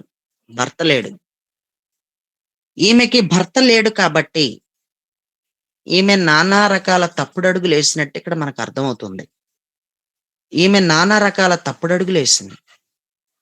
ఇప్పుడు ఏ పొరపాటు చేసిందో, ఎవరితో తప్పు చేసిందో, భర్త లేకపోవడాన్ని బట్టి ఈమె ఏ విధంగా బ్రతికిందో అన్నది మనకు అనవసరం. కానీ ఈమె మాత్రం తప్పిదం చేసినట్టు కనిపిస్తుంది. నువ్వు రా నిమిత్తమేమి? నా పాపాన్ని నాకు జ్ఞాపకం చేసేసావు అని అంది. నా పాపం నాకు జ్ఞాపకం వచ్చేసింది అని చెప్పింది. నీకు ఉండే జ్ఞాపక శక్తి నీ శరీరం అందుండే శ్రమను బట్టే, నీకుండే జ్ఞాపశక్తి నీ శరీరం అందుండే శ్రమను బట్టే ఆధారపడి ఉంటుంది. ఏలియా పడ్డ ఆ శ్రమ, ఏలియాకున్న జ్ఞాపశక్తి బలంగా స్ట్రాంగ్గా మారిపోయింది. ఏలియాకు అంత జ్ఞాపశక్తిని దేవుడిచ్చాడు. అతని జ్ఞాపశక్తే కాకుండా అతని జ్ఞాపశక్తితో పాటు అతని తీరువుని చూస్తే ఈమె పాపములు కూడా ఈవిడికి జ్ఞాపకం వచ్చేసినాయి. ఆ లెవెల్కి వెళ్ళిపోయింది అనమాట భక్తి జీవితం ఏలియాది. నిన్ను చూస్తే తమ పాపములు జ్ఞాపకం రావాలి. ప్రియులరా, మంచి జాబ్ చేసుకున్న వాళ్ళని చూస్తే జాబ్ లేని నీ భర్త జ్ఞాపకం వచ్చేస్తున్నాడు. జాబ్ లేదు మా ఆయనకి, ఆయన చూడ ఎంత మంచి జాబ్ ఉందో. మంచి కారు ఉన్న వాడిని చూస్తే మాకు కనీసం సైకిల్ కూడా లేదు, మాకు వాళ్ళ కారు అన్నా ఉందా, అవి ఇవి జ్ఞాపకం వస్తున్నాయి తప్ప వాళ్ళని చూసేటప్పుడు, భక్తి కలిగిన వాళ్ళని చూసినప్పుడైనా కనీసం నీకు కొన్ని జ్ఞాపకం రావట్లేదు నీకు అసలు. వాళ్ళని వీళ్ళని చూసినప్పుడు అది లేదు ఇది లేదు, మాకు ఇల్లు లేదు వాకిల్ లేదు, మీకు అన్నీ ఉన్నాయి, మాకు ఇది లేదు అది లేదు, అన్ని జ్ఞాపకం వస్తున్నాయి నీకు, అది లేదు ఇది లేదని. కానీ పాపం జ్ఞాపకం రావట్లేదు. ఇక్కడ బాగా అర్థం చేసుకోవాలి. ఏలియాని చూస్తే ఆ వ్యక్తికి తన పాపాల జ్ఞాపకం వచ్చినాయి అంటే, ఏలియా తన శరీరం అందు ఎలాంటి శ్రమని పడుంటే ఆమె పాపములు ఆమెకి జ్ఞాపకం వచ్చినాయి. ఏలియాకి శ్రమను బట్టి ఏలియాకి ఎంత జ్ఞాపశక్తి ఉంటే ఈవిడికి తమ పాపాల జ్ఞాపకం వచ్చేసినాయి అనేది మనం బాగా ఆలోచించవచ్చు. దేవుడికి స్తోత్రం. ప్రియులరా, ఇలా చదువుకుంటూ పోతే చాలా వచనాలు మనకి కనిపిస్తా ఉన్నాయి. చాలా వచనాలు కనిపిస్తా ఉన్నాయి. దేవుడు శ్రమ పడినవాడు. దేవుడు ఎంతో శ్రమ పడ్డాడు మన కోసం. అందుకే దేవుడికి కూడా మన జ్ఞాపకమే. దేవుడికి ఎంత జ్ఞాపశక్తే చూడు. నిన్ను మర్చిపోవట్లేదు ఆయన. ఎందుకో తెలుసా? దేవుడి శరీరమందు శ్రమలు అనే ముద్రలున్నాయి. యేసయ్య శరీరమందు శ్రమలనే ముద్రలు ఉండడాన్ని బట్టి నువ్వు నేను కూడా యేసయ్యకి జ్ఞాపకం ఉండిపోతున్నాం. యేసయ్యని చూస్తే చాలు మనకెన్నో జ్ఞాపకం వస్తున్నాయి. అర్థమైంది అనుకుంటున్నాను మీకు లాజిక్. యేసయ్యని చూస్తుంటే చాలు మనకెన్నో జ్ఞాపకం వచ్చేస్తున్నాయి. మన పొరపాట్లు జ్ఞాపకం వచ్చేస్తున్నాయి. మన పాపులు మన అర్థమైపోతుంది. పరిశుద్ధత లేదని అర్థమైపోతుంది. నీతి మార్గంలో లేవని అర్థమైపోతుంది. అంతా జ్ఞాపకం వచ్చేస్తుంది. మన బ్రతుకు ఎక్కడ బ్రతికేమో, ఎలా బ్రతికేమో అంతా జ్ఞాపకం వచ్చేస్తుంది. దేవుడు ఎంత జ్ఞాపకం కలిగినోడో జ్ఞాపకం చేసుకొని భక్తులు ఎందరో అడిగారు. న్యాయాధిపతులు 16:28 చదివితే, న్యాయాధిపతులు 16:28, అప్పుడు సంసోను, యెహోవా ప్రభువా దయచేసి నన్ను జ్ఞాపకం చేసుకో అన్నాడు. నన్ను జ్ఞాపకం చేసుకోనము దేవా, ఈసారి మాత్రమే నన్ను బలపరచుము. నా 2 కన్నుల నిమిత్తం ఫిలిష్తీయులను ఒక్కమారే దండించి పగ తీర్చుకొననిమ్మని యెహోవాకు మొరపెట్టి అనుంది. దేవుడు సంసోనుని జ్ఞాపకం చేసుకున్నాడు. దేవుడు సంసోనుని జ్ఞాపకం చేసుకున్నాడు. దేవుడు మనల్ని జ్ఞాపకం చేసుకుంటున్నాడు కానీ మన జ్ఞాపకం చేసుకునేటంత జ్ఞాపశక్తే మనకు లేదు అసలు. దేవుడు జ్ఞాపకం లేడు. దేవుడు దర్శనం జ్ఞాపకం లేదు నీకు. ఎందుకు అంటే నీ శరీరం మందు శ్రమ లేదు కాబట్టి. శ్రమకి జ్ఞాపక శక్తికి సంబంధం ఉంది. మీకు బయట ఎక్కడా కూడా చెప్పరు ఈ మాట. మీకు బయట ఎక్కడా దొరకదు ఈ పాయింట్. జ్ఞాపక శక్తికి శ్రమకి సంబంధం ఉంది. జ్ఞాపక శక్తిని బట్టి శ్రమ కలుగుతుంది అని నేను అనను, కానీ జాగ్రత్తగా వినాలి. శ్రమను బట్టి మాత్రమే జ్ఞాపశక్తి వస్తుంది. శ్రమను బట్టి మాత్రమే జ్ఞాపశక్తి వస్తుంది. శరీరం ఎప్పుడైతే నలగొట్టబడతా ఉంటుందో బ్రెయిన్కి ఒక చురుకుదనం వస్తుంది. బ్రెయిన్కి ఒక పని ఉంటుంది. బ్రెయిన్ పని చేస్తుంది. బ్రెయిన్ ప్రియులరా, అది బలహీనంగా ఉండకుండా అది బలంగా ఉంటది. శరీరం మంది ఎవరికైతే శ్రమ ఉంటుందో వాళ్ళ బ్రెయిన్ బాగుంటది అనమాట. దేవుడికి స్తోత్రం. వాళ్ళ మెదడు బాగుంటది. అందుకే చెప్తున్నాను, బయట ఎక్కడికి వెళ్ళినా మీకు ఈ మాట చెప్పరు, దొరకదు కూడా, మీ లైఫ్ లో దొరకదు. శ్రమను బట్టి నీకు జ్ఞాపశక్తి ఉంటది. శ్రమ ఎప్పుడైతే ఉంటుందో అప్పుడే జ్ఞాపశక్తి ఉంటది. దేవుడికి స్తోత్రం. మనం ఇంకా చదువుకుంటే న్యాయాధిపతులు 8:33 చదివితే, న్యాయాధిపతులు 8:33, గిద్యోను చనిపోయిన తరువాత ఇజ్రాయేలీలు చుట్టూ నుండి తమ శత్రువుల చేతిలో నుండి తమ్మును విడిపించిన తమ దేవుడైన యెహోవాను జ్ఞాపకము చేసుకోలేదంట వీళ్ళు. తమ దేవుడైన యెహోవాయే వీళ్ళని జ్ఞాపకం చేసుకుంటున్నాడు కానీ వీళ్ళు మాత్రం దేవునిని జ్ఞాపకం చేసుకోవడం మానేశారు. జ్ఞాపకం లేదు వీళ్ళు. నిర్గమకాండం 2:24 చదివితే, కాగా దేవుడు వారి మూలుగును విని అబ్రహాము, ఇస్సాకు, యాకోబులతోనూ చేసిన నిబంధనను జ్ఞాపకం చేసుకునేను. దేవుడికి ఎంత జ్ఞాపశక్తో చూడండి. దేవుడికి ఎంత జ్ఞాపకం ఉందో చూడండి. దేవుడు అబ్రహాంకి, ఇస్సాకుకి, యాకోబులతో తాను చేసిన నిబంధనను జ్ఞాపకం చేసుకున్నాడంట. వాళ్ళని ఎక్కడికి చేర్చాలో, వాళ్ళని ఎక్కడికి చేరుస్తానని నిబంధన చేసుకున్నాడో, ఆయన చేసుకున్న నిబంధన ప్రకారం ఇజ్రాయేలీల్ని ప్రియులరా ఆయన శ్రమ పడుతున్న వాళ్ళని జ్ఞాపకం చేసుకున్నాడు. శ్రమ పడుతున్న వీళ్ళ బ్రెయిన్ ఎంత చక్కగా పనిచేసిందంటే ఆ టైంలో దేవుడికి వీళ్ళు మొరపెట్టారంట. నిట్టూర్పులు విడిచుచు వీళ్ళు దుఃఖంతో దేవుడికి మొరపెట్టారు. చాలా కరెక్ట్ గా ప్రార్థన చేరిందండి దేవుడి సన్నిధికి. శ్రమ అనే ముళ్ళు గనక నీ శరీరం అందు లేకపోతే నీ ప్రార్థన కరెక్ట్ గా దేవుడి సన్నిధికి చేరదు. నీ ప్రార్థన కరెక్ట్ గా దేవుడి సన్నిధికి వెళ్ళిపోవాలంటే, నువ్వు సరైన రీతిలో సరిగ్గా నువ్వు ప్రార్థన చెయ్యాలంటే, నువ్వు మొరపెట్టాలంటే, నీ లోపల నుంచి ప్రార్థన బయటికి రావాలంటే ఖచ్చితంగా శరీరమందు శ్రమ ఉండాలి. ఖచ్చితంగా ఉండాలి. శరీరమందు శ్రమ ఖచ్చితంగా ఉండాలి. అలా ఇశ్రాయేలీయులకి ఉంది కాబట్టే దేవుడే దిగొచ్చేసాడు. దేవుడే దిగొచ్చేసినట్టు మనకు కనిపిస్తుంది. దేవుడు దిగొచ్చిన విధానాన్ని మనం గమనిస్తే ఎంతో అద్భుతంగా ఉంది. దేవుడికి స్తోత్రం. ఈ మాటలు వింటున్న ప్రియులరా, ఒకసారి ఆలోచించు. నీ శరీరం అందు ఎంతకీ నీకు శ్రమ ఉందా? దేవుడు ఆయా సందర్భాలలో ఆయా భక్తులందరినీ జ్ఞాపకం చేసుకున్నాడు. ఆయనకి ఎందుకు ప్రజలు ఎంత జ్ఞాపకం ఉన్నారంటే, ఆయన కూడా శ్రమ పడ్డాడు. ఆయన శరీరం మందు కూడా శ్రమలున్నాయి అని బాగా గుర్తుపెట్టుకోవాలి. ఆదికాండం 30 అధ్యాయం 22 చదివితే, ఆదికాండం 30:22 చదివితే, దేవుడు రాహేలుని జ్ఞాపకం చేసుకుని ఆమె మనవి విని ఆమె గర్భం తెరిచాడు. రాహేల్ని జ్ఞాపకం చేసుకున్నాడు. ఎక్కడో ఉన్న మూలన కూర్చుని ఉన్న దాన్ని, బాధపడతా ఉన్న దాన్ని జ్ఞాపకం చేసుకున్నాడు.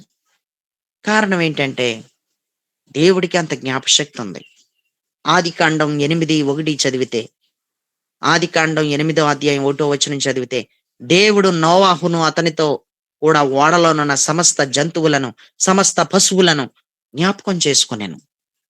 దేవుడు భూమి మీద వాయువు విసురునట్లు చేయుట వలన నీళ్లు తగ్గిపోయెను అనుంది. చదువుకున్న వాక్య భాగంలో నోవాహును అతనితో కూడా ఓడలోనున్న జంతువులను, సమస్త పశువులను ఆయన జ్ఞాపకం చేసుకున్నాడు. ఎందుకు దేవుడికి ఇంత జ్ఞాపశక్తి వచ్చేసింది? ఎందుకు దేవుడికి ఇంత జ్ఞాపశక్తి? పశువులను, పక్షులను, సమస్త జంతువులను ఆయన జ్ఞాపకం చేసుకుంటున్నాడు. నోవాహుతో పాటు ప్రతి పురుగును జ్ఞాపకం చేసుకుంటున్నాడు. ప్రియులరా, ప్రతి జంతువును జ్ఞాపకం చేసుకుంటున్నాడు. ప్రతి పశువును జ్ఞాపకం చేసుకుంటున్నాడు. దేవుడికి అంత జ్ఞాపకం. నువ్వు ఏ నాడు ప్రార్థనలు చేసావో దేవుడికి ఖచ్చితంగా నీ ప్రార్థనలు జ్ఞాపకమే. అపోస్తుల కార్యాలు 10లో మనం చదివితే, కొర్నేలి, నీ ప్రార్థన విజ్ఞాపనలు, లేకపోతే నీ ప్రార్థన, నీవు చేసిన ధర్మ కార్యములు దేవుడి సన్నిధిలో జ్ఞాపకార్థంగా ఉన్నాయి. జ్ఞాపకమే. దేవుడికి ఎంత జ్ఞాపకమో దేవుడికి స్తోత్రం. ఐగుప్తులో నుండి ఇశ్రాయేలీయులు బయటకు వచ్చిన తర్వాత అమాలేకీయులు వారికి చేసినదంట, ఇశ్రాయేలీయులకి చేసినదంట దేవుడికి జ్ఞాపకమే అని రాశాడు. ఎంత జ్ఞాపకమో చూడు. మర్చిపోవట్లేదు. దేవుడు మర్చిపోవట్లేదు అసలు. శత్రువులు ఎవరు అడ్డుకుంటున్నా సరే మర్చిపోవట్లేదు దేవుడు. నీ జీవితానికి ఎవరు అడ్డుపడుతున్నారో, నీ జీవితానికి ఎవరో నిజంగా శత్రువుగా తయారయ్యారో దేవుడికి జ్ఞాపకమే. వాళ్ళు కొన్ని సంవత్సరాలు అయిపోయినాయి కానీ వదలడాలని, వాళ్ళని వదలడో. దేవుడు చూడట్లేదు అనుకుంటావు, దేవుడు వదిలేసాడు అనుకుంటావు, దేవుడు చూసి ఉన్నట్టు ఉన్నాడు అనుకుంటావు. సరైన టైం వచ్చేటప్పటికి వాళ్ళకి పడవలసినవి వాళ్ళకి పడతానే ఉంటాయి. సరైన టైం వచ్చేటప్పటికి వాళ్ళకి పడవలసినవి వాళ్ళకి పడతానే ఉంటాయి. దేవుడికి అంత జ్ఞాపకం. దేవుడికి ఉండే జ్ఞాపకం అది. దేవుడికి జ్ఞాపకం ఉంటుంది కానీ నీ పైకి లేచుచున్న వారి పట్ల దేవుడు నిన్ను జ్ఞాపకం చేసుకుని వాళ్ళకి ఎలా బుద్ధి చెప్పాలో సరైన సమయంలో జ్ఞాపకం ఉంచుకుని మరీ బుద్ధి చెప్తున్నాడు. కానీ నీకు దేవుడు చేసినవి మాత్రం జ్ఞాపకం ఉండట్లేదు. అసలు ఎందుకు జ్ఞాపకం ఉండట్లేదంటే శరీరమందు శ్రమ లేకపోవడం అని బట్టి. శరీరమందు శ్రమ లేకపోవడాన్ని బట్టి ఇంకంతకు మించి ఏం లేదు. ఇంకా కీర్తనలు 106:22 చదివితే, కీర్తనలు 106:22 చదివితే, ఎర్ర సముద్రమునొద్ద భయము పుట్టించు క్రియలను చేసిన తమ రక్షకుడైన దేవుణ్ణి మరిచిపోయారు. జ్ఞాపకం లేదు ఇంకా. ఎందుకు మరిచిపోయారంటే ఐగుప్తులో శ్రమలు లేవు కదా మనోళ్ళకి. ఐగుప్తులో శ్రమలు లేవు మనోళ్ళకి. మరి నుంచుంటే ఒక గుద్దు, కూర్చుంటే ఒక గుద్దు, గుద్దేవాళ్ళు లేక అమ్మా గుద్దేవాళ్ళు దూరం అయిపోయారు, గుద్దేవాళ్ళు లేరు. ఇంకా విచ్చలవిడితనం ఎక్కువైపోయింది. ఇంకా శ్రమ అనే ముళ్ళు లేదు, ఏమీ లేదు. ఇంకా ఊ అంటే గుద్దు, ఆ అంటే గుద్దు. గుద్దే వాళ్ళ యొక్క పరిస్థితి నుంచి వాళ్ళ చేతుల్లోంచి ఇడిపించాడు కదా వీళ్ళనే. మరి దేవుడిని మర్చిపోయారు వీళ్ళు. జ్ఞాపకం లేదు. ఎందుకంటే గుద్దేవాళ్ళు ఉండడం కూడా మంచిదే అనిపిస్తుంది ఒక్కొక్కసారి. నేను గుద్దేవాళ్ళు ఉండడమే మంచిది అనిపిస్తుంది. ఎందుకో తెలుసా? నీకు దేవుడి జ్ఞాపకం ఉండడం కోసం. మనుషులు గుద్దేవాళ్ళు లేకపోయినా బాధలే గుద్దేస్తున్నాయి కొంతమందిని. కొంతమందిని బలహీనతలు గుద్దేస్తున్నాయి. మంచం పట్టించి మరి గుద్దేస్తున్నాయి. కొన్ని రోగాలు కొన్ని రోగాలు గుద్దేస్తున్నాయి అమ్మ కొంతమందిని. ఎవరు గుద్దినా పడవు నువ్వు. ఎవరితో గుద్దిచ్చాలో వాళ్ళతో గుద్దిచ్చేస్తాడంతే. ఎవరితో గుద్దిచ్చాలో వాళ్ళతో గుద్దిచ్చేస్తున్నాడంతే దేవుడు. ఎందుకో తెలుసా? నీకు ఎప్పుడైనా గుద్దేవాళ్ళు ఉంటే దేవుడు జ్ఞాపకం వస్తాడు. గుద్దేవాళ్ళు ఉంటే, వీళ్ళని శ్రమ పెట్టేవాళ్ళు, వీళ్ళకు వంగుంటే ఒక గుత్తేసేవాళ్ళు, ఈ గుద్దుల దెబ్బలో గట్ట లేవింక వీళ్ళకి. అందుకే వీళ్ళ దేవుణ్ణి మర్చిపోయారు. కళ్ళు నెత్తికెక్కేసినాయి, కొవ్వు పట్టేసింది వీళ్ళకి. కీర్తనలు 106:13 చదివితే, ఆయనను వారు ఆయన కార్యములను వెంటనే మరిచిపోయిరి, ఆయన ఆలోచన కొరకు కనిపెట్టుకొనకపోయిరి. ఆయన ఆలోచన వద్దు, ఏమొద్దు. ఆయన ఆలోచన వీళ్ళకి ఎందుకు కావాలి? ఎందుకంటే శ్రమ లేకపోవడం వల్ల చూసారా, మరిచిపోయినట్టు కనిపిస్తుంది. శ్రమ లేకపోవడం వల్లనే ఇది జరుగుతుంది. కీర్తనలు 78:11 చదివితే, కీర్తనలు 78:11, ఆయన క్రియలను, ఆయన వారికి చూపిన తన ఆశ్చర్య క్రియలను వారు మర్చిపోయారు. ఎన్ని రెఫరెన్స్లు చూపించానో చూసారా? మర్చిపోయారంట. ఆయన క్రియలను, ఆయన వారికి చూపిన తన ఆశ్చర్య క్రియలను వారు మర్చిపోయారు. మరిచిపోవడానికి కారణం శరీరమందు శ్రమ పడకపోవడమే కారణం. జ్ఞాపశక్తి లేకపోవడమే కారణం.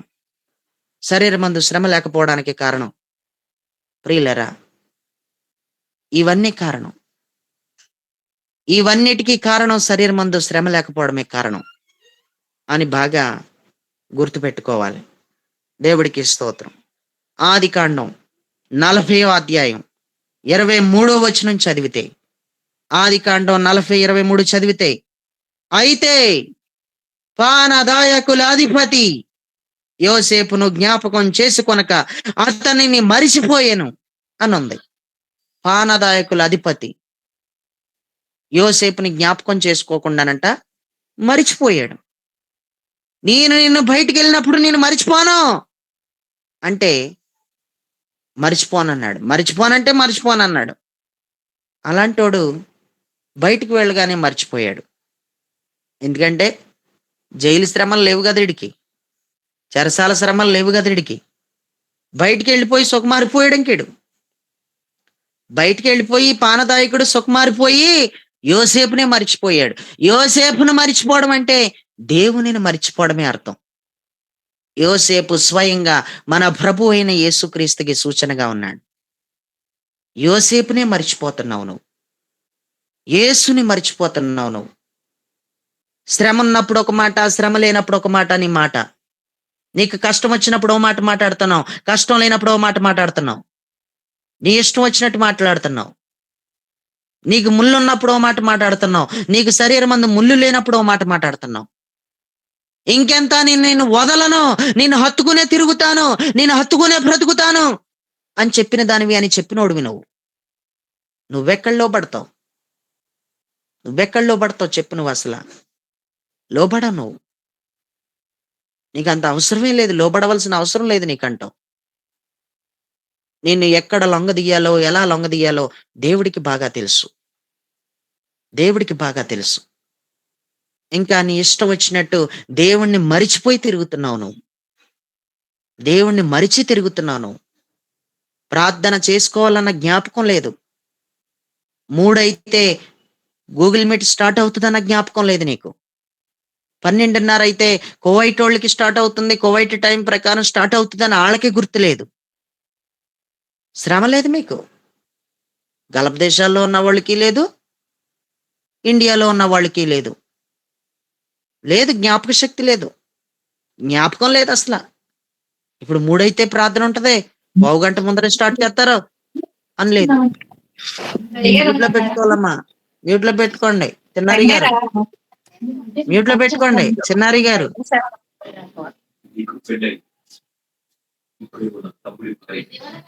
స్తోత్రం. Praise the lord. నేను మరలా లోపలికొచ్చి చూసుకోవాలన్నమాట. ప్రియులారా, ఆలోచించుకో ఒకసారి. నీ జ్ఞాపకశక్తి ఉందా అసల? ఎందుకు జ్ఞాపకశక్తి లేదో నీకేమన్నా అర్థమైందా?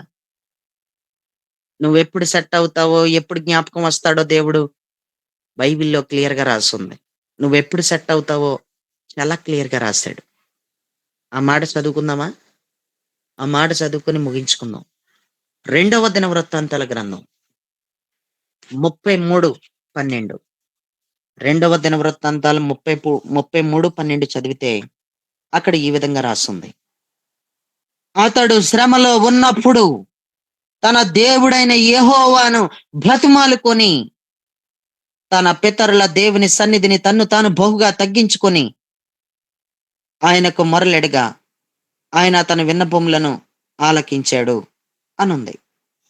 మనష్షే మనష్షే అనేటువంటి యోధారాజుకి, ఈ యోధారాజు సుకుమారిపోతున్న సమయంలో నువ్వు లోబడతలేదు, నువ్వు విధేయత చూపించట్లేదు, దయచేసి నేను చెబుతున్న మాట నువ్వు వినడం లేదు అని మనష్షేకి వర్తమానాలు పంపించినప్పటికీ కూడా అతనంట దేవుడి మాటను లక్ష్య పెట్టలేదంట. దేవుడి మాటను అతను లక్ష్య పెట్టలేదు. 10వ వచనం గనక చదివితే 2వ దినవృత్తాంతాలు 33:10 చదివితే యెహోవా మనష్షేకును అతని జనులకును వర్తమానములు పంపినను వారు చెవియొగ్గకపోయిరి. ఎలా చెవియొగ్గుతారు చెప్పండి శ్రమ లేనప్పుడు? శ్రమ లేనివాడు ఎవ్వడో చెవియొగ్గడో. చెవియొగ్గకపోయిరి. కాబట్టి యెహోవా అష్షూరు రాజు యొక్క సైన్యాధిపతులను వారి మీదకి రప్పించాను. మనష్షే తప్పించుకొని పోకుండా వారు అతన్ని పట్టుకొని గొలుసులతో బంధించి అతనిని బబులోనునకు తీసుకొని పోయిరి. బబులోను దేశం తీసుకుపోయారంట. బబులోను ప్రాంతానికి తీసుకుపోయారంట. ఎందుకు అంత బాధ? సుఖాన్నున్న ప్రాణాన్ని దుఃఖాన్ని పెట్టుకోవడం అంటారు ఇదే. వర్తమానాలు ఏవో పంపుతున్నాడు కదా, వర్తమానాలు పంపినప్పుడు చక్కగా వర్తమానాలు విని సరి చేసుకోవచ్చు కదా. చెవి ఒగ్గలేదంట వీళ్ళు. మనష్షే చెవి ఒగ్గలేదు, ఇజ్రాయేలీలు అక్కడ ప్రజలో చెవి ఒగ్గలేదు. అక్కడ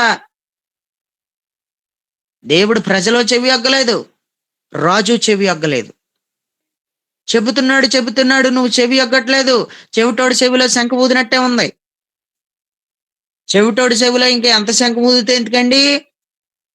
అది ఆ ఊది ఓడికైనా ఓపిక తగ్గిపోతుంది. అది ఊది ఓడికైనా ఊపిరి ఆడక ఒరే బాబు ఇంక నేను ఊదలేకపోతున్నాను రా అని అంటాడు వాడు. ఇంకంటే ఈడంటాడు చెవిటోడు, ఏం ఊదో నాకేం వినపడలేదు అంటాడు.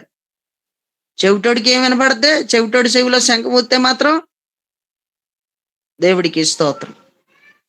ప్రియులారా, చెవి ఒగ్గట్లేదంట. చెవి ఒగ్గే తత్వాలు ఇక్కడ ఏం కనిపించట్లేదు. కారణం ఏంటంటే శ్రమ లేకపోవడమే కారణం. అందుకే ఇలా కాదు నిన్ను ఎలా సరి చేయాలో నాకు తెలుసు, ఇలా కాదు నిన్ను ఎలా సెట్ చేయాలో నాకు తెలుసు, నువ్వు కంగారు పడకో, నువ్వు అలాగే ఉండు, నువ్వు అలాగే ఉండు, నిన్నేం చేయాలో నాకు తెలుసులే అని అనుకున్నాడు. అనుకుని అష్షూరు రాజునే లేపేశాడు పైకి. గొలుసులతో బంధించి మరీ తీసిపోయాడంట. ఎంత అవమానం అండి! గొలుసులతో బంధించి తీసిపోతుంటే అందరూ అలా చూస్తా ఉన్నారు. ఇదేంటి మనష్షే రాజు గారిని ఏంటి అలా బంధించి తీసిపోతున్నారు? అదేంటి అంత పెద్ద తప్పు ఏం చేశాడు?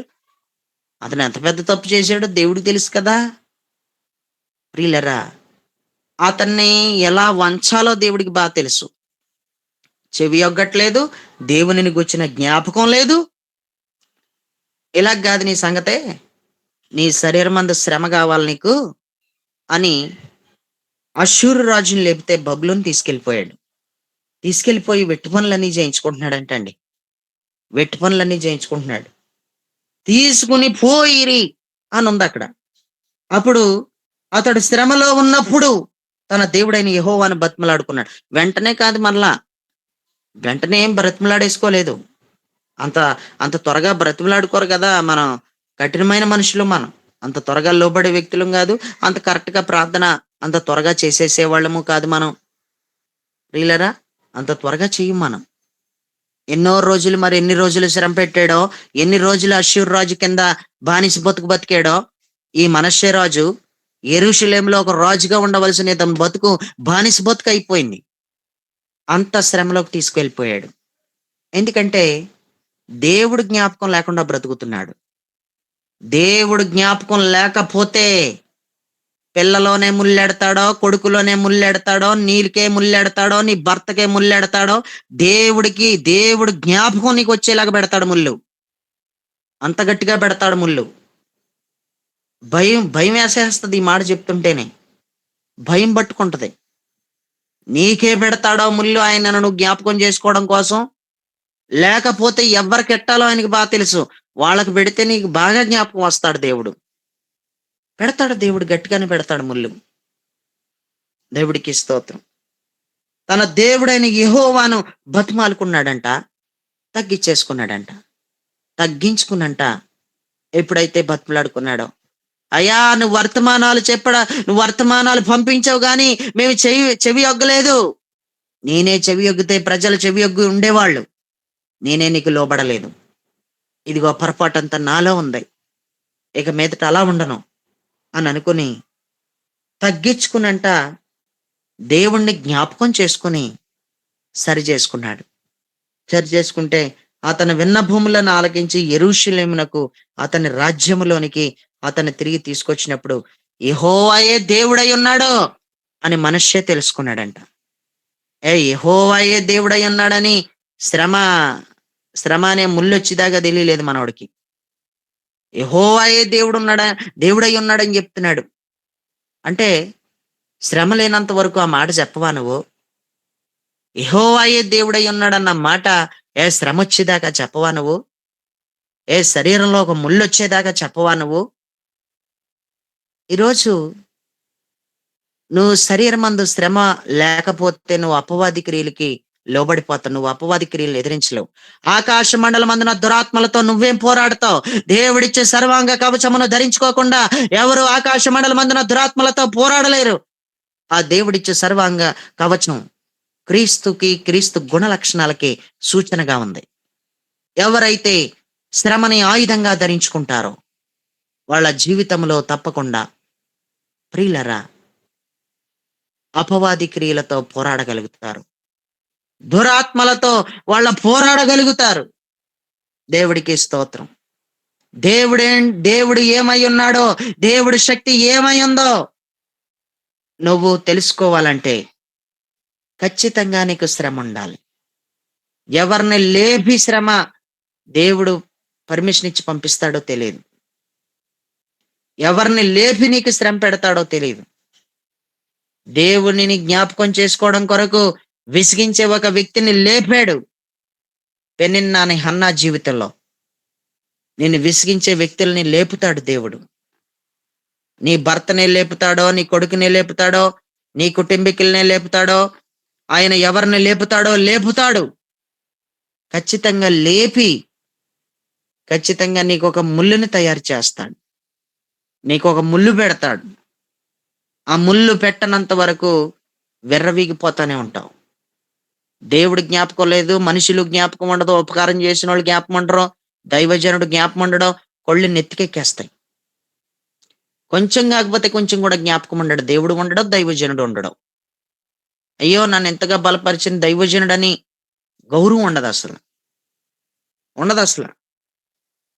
గౌరవం లేకుండా కొంచెం కూడా గౌరవం లేకుండా బ్రతుకుతావు. ఎందుకంటే జ్ఞాపశక్తి లేదు నీకు. జ్ఞాపకం లేదు. మర్చిపోతావు. పానదాయకుల్లాగా బయటికి వెళ్తే మర్చిపోతావు. నువ్వేంటో దేవుడికి బాగా తెలుసు. కొంతమంది విషయాల్లోనూ చాలా గట్టిగా ప్రార్థనలు చేసేస్తుంటాను నేను. ఆ ముళ్ళు అలాగే ఉంటది. ఆ ముళ్ళు ఎందుకు అలాగుంటదో, ఎందుకు అలాగుంచావు నాయనా? ఆ ముళ్ళు ఎందుకు అలాగుంచావు నాయనా? వాళ్ళెంతో బాధపడుతున్నారు. నేను ప్రార్థనలు చేస్తున్నాను గదా! ఎందుకది తీయట్లేదు నువ్వు? అదెందుకు వాళ్ళని బాగు చేయట్లేదని అడిగితే, దేవుడు ప్రియులరా, దేవుడికి తెలుసు. దేవుడేం చెప్తాడంటే, వాళ్ళింకా నిన్ను లక్ష్యపెట్టరు, నన్ను లక్ష్యపెట్టరు అని చెబుతాడు దేవుడైతే. నిజమే కదా! లక్ష్యపెట్టరు ఎవరును. ప్రియులరా, హైదరాబాద్‌లో ఒక అమ్మాయి పుట్టిక నుంచి కూడా బ్రెయిన్ ఎదగలేదు. ఉదాహరణకి 12వ సంవత్సరం పాప అనుకోండి. 6 సంవత్సరాల బ్రెయినే ఎదిగింది. మెదడు ఎదగలేదు. పాప గోడకేసుకొని బుర్ర గుద్దేసుకుంటూ ఉంటది. ఇది సమస్య. చాలా విసిగించేస్తా ఉంటది. నాన్న అని కూడా అనదు. అమ్మ అని కూడా అనదు. ఎంతో ప్రార్థన చేసేసాం. కానీ పరిష్కారం అవ్వలేదు. ఎందుకు అవ్వలేదు అంటే, వాళ్ళ లోబడరు. ఆ ముల్లు లేకపోతే వాళ్ళు లోబడరు. వాళ్ళకి వెంటనే స్వస్థపరిచేస్తే, స్వస్థపరచలేనోడేటండి దేవుడు? అసమర్థత కలిగినోడా? అసమర్థత కలిగినోడే కదా! బాగు చేసేది దేవుడే గదా! కానీ నేటికి కొంతమంది జీవితంలో అద్భుతం ఎందుకు జరగదంటే, అద్భుతం జరిగితే గనక నిన్ను పట్టుకోలేము. నువ్వు దొరకవింకా. ఏ అద్భుతం చూడకుండానే నువ్వు చాలా భయంకరంగా ప్రవర్తిస్తున్నావు. కళ్ళు నెత్తికెక్కినట్టు ప్రవర్తిస్తున్నావు. ఇంక అద్భుతం జరిగితే నువ్వేం దొరుకుతావు? నువ్వేం చిక్కుతావు ఇంక దేవుడికి చెప్పు ఒకసారి? దైవజనుడికి చెక్కో, ఎవరికీ చెక్కో. ఎవరిని ఎలా చెక్కాలో చెక్కుతా ఉంటాడు. అవసరమైతే ముల్లులు పెట్టైనా సరే, అవసరమైతే బెడ్ మీద పెట్టైనా సరే, అవసరమైతే ఐసీలోకి పంపించైనా సరే, నన్ను నువ్వెందుకు మర్చిపోయావని జ్ఞాపకం చేయించుకుంటాడు. నువ్వు జ్ఞాపకం చేసుకోకపోతే చేయించుకుంటాడు. దానికోసం ఏమైనా చేస్తాడు దేవుడు. గాలికి పెరుగుతావని, నీ ఇష్టం వచ్చినట్టుంటావని గాదు. నువ్వు ఆయనను జ్ఞాపకం చేసుకుంటున్నావా? నీకు ఎన్ని దెబ్బలు తగులుతున్నాయో, కానీ నీకు జ్ఞాపకం ఉండట్లేదు దేవుడు. నీకు ఫైనల్‌గా ఇంకా ఏదైనా ఒక దెబ్బ ఉండిపోయిందా చెప్పు? ఇంకేమన్నా ఎయమంటావా 4 దెబ్బలు? వద్దు, దెబ్బలు తినకుండానే లోబడిపో. గొలుసులేసి కట్టేసి తీసుకెళ్ళిపోయేదాకా బుద్ధి రాలేదు. గొలుసులతో కట్టేసి తీసుకెళ్ళిపోయారు రాజుని. అప్పుడు తన దేవుడైన యెహోవాకు మొరపెట్టాడంట. ఎందుకు అప్పటిదాకా ఎందుకు మరికి చెప్పు? అమ్మా, హాస్పిటల్ దాకా ఎందుకెళ్ళకు? ఎందుకు ఐసీ దాకా ఎందుకెళ్తున్నావు? వద్దు. ఐసీలోకెళ్ళాక జ్ఞాపకం చేసుకుంటావా? చెప్పు. హాస్పిటల్‌కెళ్ళాక జ్ఞాపకం చేసుకుంటావా? ప్రాణం బాగోకపోయాక జ్ఞాపకం చేసుకుంటావా? బలహీనత వచ్చాక జ్ఞాపకం చేసుకుంటావా? అనారోగ్యం వచ్చాక జ్ఞాపకం చేసుకుంటావా? అప్పుల పాలేమన్నా అయిపోవాలా ఏటి?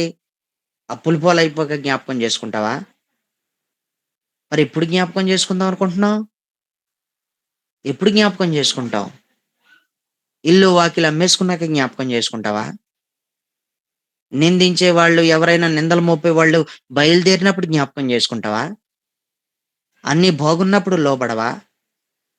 అన్నీ బాగున్నప్పుడు నిజంగా జ్ఞాపకం చేసుకోవా?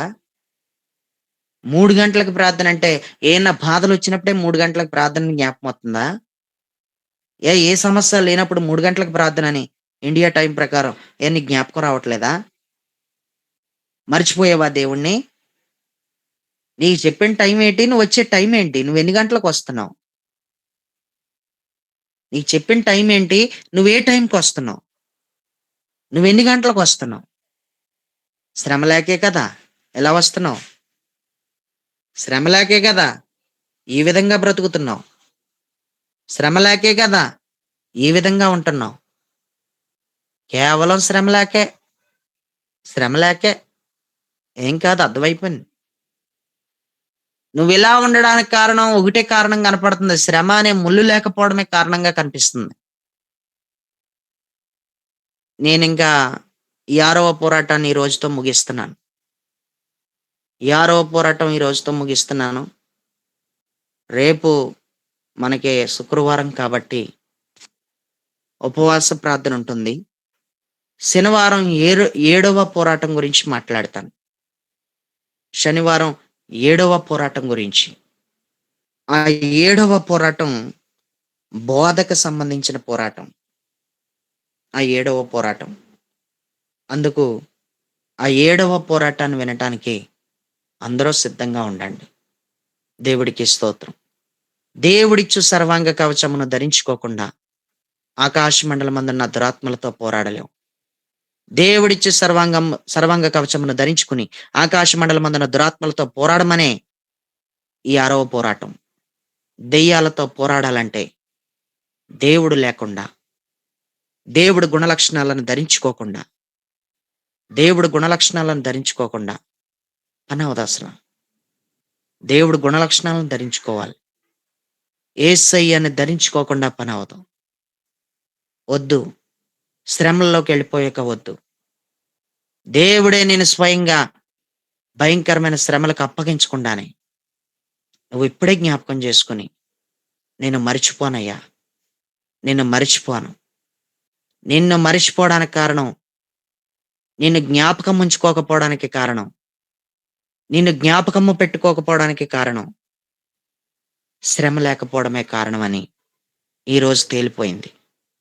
శ్రమే లేకపోతే నీ సర్వాంగ కవచమును ధరించుకోలేనట్టే అని ఈరోజు తేలిపోయింది.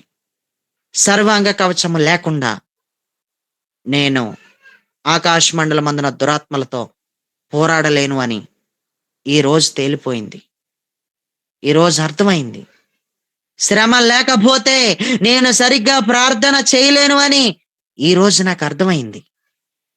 శ్రమ లేకపోతే నా ప్రార్థన పెదవులు దాటే వస్తది కానీ లోపల నుంచి బయటికి రాదు అని ఈరోజు నాకు అర్థమైపోయింది. నాకు శ్రమ దయచేయి. నీ చిత్తానుసారమైన శ్రమ దయచేయి. సరైన భక్తి, సరిగ్గా నువ్వు కోరుకున్న భక్తి నేను చేయగలిగే శ్రమ నాకు కావాలి. అలాంటి శ్రమ నాకు ముళ్ళుగా పెట్టు.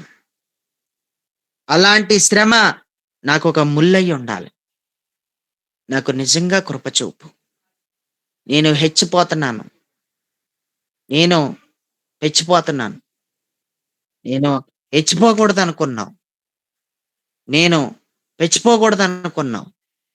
నేను రెచ్చిపోతున్నాను ప్రభు. కారణం, నా కళ్ళు నెత్తికెక్కేసినాయి. నేను చాలా విర్రవీగిపోతున్నాను. నాకు నీ చిత్తానుసారమైన శ్రమ దయచేసి నన్ను అణుచు, నన్ను సరిచేయి, నన్ను చెక్కు, నన్ను దిద్దు, నన్ను మలచు అని అడుగు.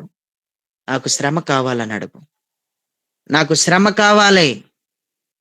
నువ్వు నాకు శ్రమ దయచేయి. నాకు శ్రమ లేకపోవడం వల్లనే ఇలా జరుగుతుంది. నీ చిత్తానుసారమైన శ్రమ నాకు దయచేయి. నా శరీరమందు నీ నిమిత్తం కూడా నేను శ్రమ పడతాను. నీ భర్త కోసం శ్రమ పడడం కాదు, నీ పిల్లల కోసం కాదు, నీ ఇల్లు వాకిలి కోసం, నీ ఆస్తి కోసం, నీ కడుపు కోసం కాదు నువ్వు శ్రమ పడేది. క్రీస్తు యేసు కోసం నువ్వు ఏమైనా శ్రమ పడుతున్నావా? క్రీస్తు యేసును గుచ్చిన శ్రమేనా? నీ శరీరమందున్న శ్రమల్లో 2 రకాలు ఉంటాయి. క్రీస్తు యేసుకు సంబంధించిన శ్రమలను వేరు చేస్తే నీ శ్రమలు ఎంత ఉన్నాయో, నీ శ్రమలను వేరు చేస్తే క్రీస్తు యేసు కోసం నువ్వు పడ్డ శ్రమలేంటో తేలిపోతుంది. నీ శ్రమలో, నీ సొంత విషయాల్లో నువ్వు పడుతున్న శ్రమలు కాదు. ఆ శ్రమలో ఈ శ్రమలో ఒకటి కాదు. ఈ రెండిటిని వేరు చేస్తే క్రీస్తు యేసు కోసం పడ్డే శ్రమలన్నీ, నీ నిమిత్తం నువ్వు పడిన శ్రమలన్నీ అనేవి ఇక్కడ మనకి స్పష్టంగా అర్థమవుతుంది. కాబట్టి ఈ రోజే ఈ 6వ పోరాటాన్ని ఇంక మనం ముగించేసుకుంటున్నాం. ఈ రోజుతోనే ఈ 6వ పోరాటం ఈ రోజుతో ముగించబడింది. ఈ అక్క చెల్లెళ్ళు ఇద్దరు చెప్పుకున్నట్టున్నారు. మ్యూట్‌లోంచి బయటికెళ్ళిపోదామని అక్కా చెల్లెళ్ళు చెప్పుకున్నట్టున్నారు. మిరియాం గారు, చిన్నారి గారని. అందుకే మ్యూట్‌లోంచి బయటకొచ్చి డిస్టర్బ్ చేస్తున్నారు. అక్కా చెల్లెళ్ళీళ్ళు. రండి అండి గుర్తుపెట్టుకోండి నేను అక్కా బయటికే చెల్లెళ్ళు వాళ్ళు. రాలేదండి అయ్యగారండి. మీరొచ్చారో లేదో లోపడున్న వాళ్ళకి తెలుసు. నేను మ్యూట్‌లో పెట్టానో లేదో నాకు తెలుసు. మీరెవరితో మాట్లాడుతున్నారో కూడా మాకు తెలుసు. వినబడింది. చూసుకోవాలమ్మా. చూసుకోవాలి. చక్కగా వినాలి వాక్యం.